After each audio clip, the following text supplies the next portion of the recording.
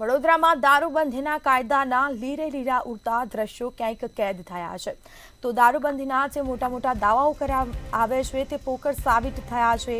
વડોદરામાં દારૂબંધીના ધજાગરા ઉડ્યા છે। OP road ખાતે કાર ચાલકે બાઇકને ટક્કર મારી।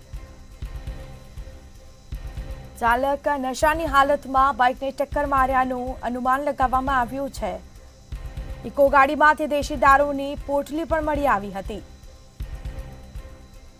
તો આર્મી લખેલ કારે બાઇક સવારને ટક્કર મારી હોવાનું સામે આવ્યું છે। અગાઉ પણ આવી દુર્ઘટનાઓ સર્જાઈ છે। દારૂ પીને અકસ્માતો સર્જ્યા હોય છે। દિન દહાડે આવી ઘટના બનતા પોલીસની કામગીરી પર સવાલ ઉઠ્યા છે।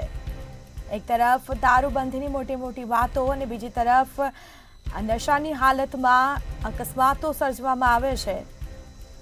સંવાદદાતા નિલેશ બ્રહ્મભટ્ટ ફોન લાઈન પર જોડાયા છે। જી, દારૂબંધીના દાવા પોકળ સાબિત થયા છે। નશાની હાલતમાં અકસ્માત સર્જ્યો છે, શું વિગત? જી, મંતવ્ય ન્યૂઝ વારંવાર ગુજરાત સરકારના કાયદા હોય તેનું પાલન થાય છે કે કેમ એને ઉજાગર કરતો આવ્યું છે। મંતવ્ય ન્યૂઝ વારંવાર હવે તો પોલીસ એટલે જે પ્રજાના રક્ષક છે, જેને કાયદાનું પાલન કરાવવાનું હોય એવા પોલીસ વાળા દારૂ પીને છક્કા બનેલા કિસ્સા સામે આવે છે। વારંવાર દારૂ પીધેલા પોલીસ અધિકારી હોય, કલેક્ટર કચેરીના ક્લાસ 1 અધિકારી, ક્લાસ 2 મામલતદાર કક્ષાના અધિકારી ને હવે આર્મી મેન, અને એ પણ શું તો કે દેશી દારૂ પીને।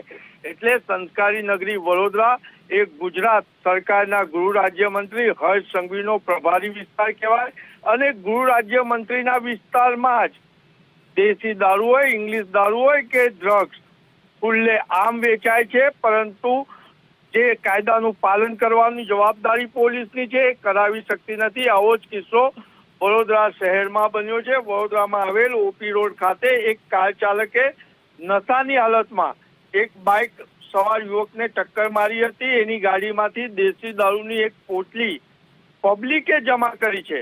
હાલ આ બનાવ ખૂબ જ ગંભીર ગણાય, કેમ કે આ જે કાર હતી એના પર આર્મી લખેલી ઇકો કાર હતી, અને જે કાર ચાલક છે પોતે નશાની હાલતમાં હતો। એક ગાડી સવારને ટક્કર મારી, પોલીસ ઉપર સવાલ ઉભા થયા છે। દિન દહાડે વડોદરા શહેર એટલે ગૃહ રાજ્યમંત્રી હર્ષ સંઘવીના પ્રભારી વિસ્તારમાં આવા કિસ્સા બની રહ્યા છે। હજુ હર્ષિત ચોરસિયા, જેને કારેલી બાગમાં ડ્રગ્સ લઈ અને કાંડ રચ્યો હતો, તેને સજા પણ નથી થઈ, ત્યારે વડોદરા શહેરમાં રોજ આવા બનાવો બની રહ્યા છે। ગુજરાત સરકાર માટે તો શરમજનક છે, પરંતુ હવે સંસ્કારી નગરીના નગરજનો પણ કહી રહ્યા છે કે સરકાર કાયદાનું પાલન નથી કરાવી શકતી, તો આવા કાયદા શા માટે બનાવે છે? હવે તો લોકો પણ કહી રહ્યા છે કે એના કરતા દારૂબંધી ખોલી નાખવી જોઈએ, કે જેથી લોકોને ચોખ્ખો દારૂ મળે અને દેશી દારૂ પીવાનો પ્રોબ્લેમ ના આવે।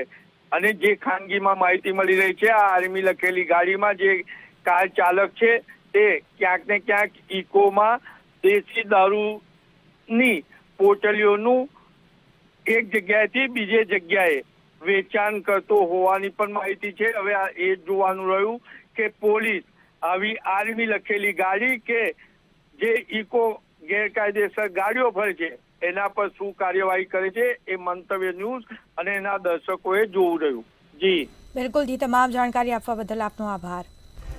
તો દિન દહાડે આવી ઘટના બનતા પોલીસની કામગીરી પર સવાલ ઉઠ્યા છે। પોલીસ નશાની કારોબારી કરતા ઉપર ક્યારે લગામ લગાવશે તેવા સવાલો ઉઠવા પામ્યા છે। ચાલકે નશાની હાલતમાં બાઇકને ટક્કર માર્યાનું અનુમાન લગાવવામાં આવ્યું છે।